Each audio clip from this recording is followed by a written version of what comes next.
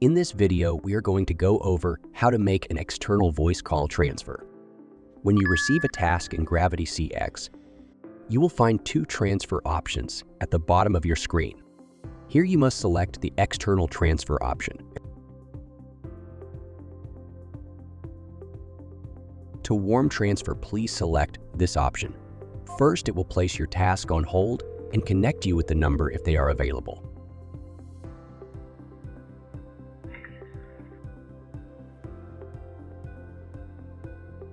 After the call has connected, you can leave the call and complete the task.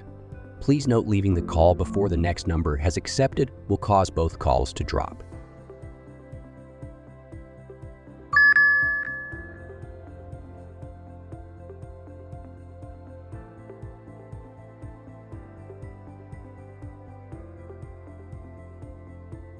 To cold transfer, you must select this option and the call will automatically be transferred to the other number.